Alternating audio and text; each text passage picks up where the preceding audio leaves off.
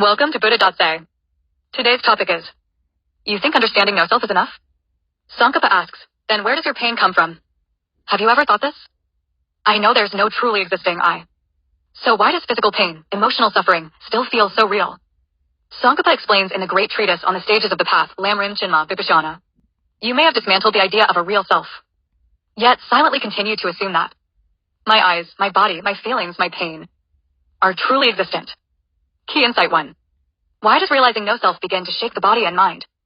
Tsongkhapa states, if one decisively knows that there is no truly existent self, one will also eliminate clinging to the eyes and other parts as truly existent. In other words, when you genuinely see that the I has no inherent nature, your attachment to my eyes, my body, my faculties, as truly real begins to loosen. Because if the owner is not real, how could what is owned be real? Then why do so many practitioners still feel stuck? Here Tsongkhapa raises a sharp challenge, pointing directly at the Vipassana autonomist view, and at a blind spot many practitioners share. They say, the person is imputed, conventionally existent, not ultimately real. It sounds profound, doesn't it? Tsongkhapa replies, if you truly accept this, you should also directly realize that eyes, bodies, and all phenomena lack inherent nature.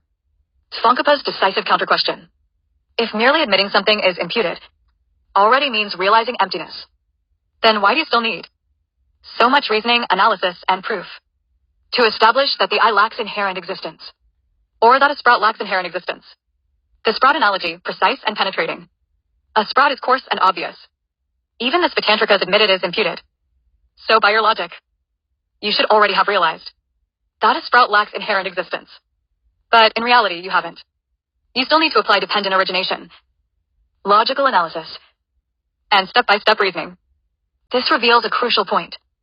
Accepting imputed existence is not the same as realizing lack of inherent existence.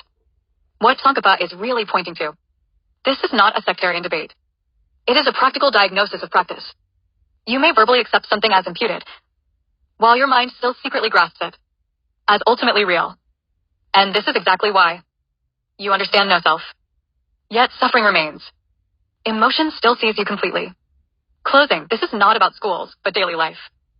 Tsongkhapa is gently reminding us, practice is not about saying it's imputed, but about truly releasing the belief that it must be real.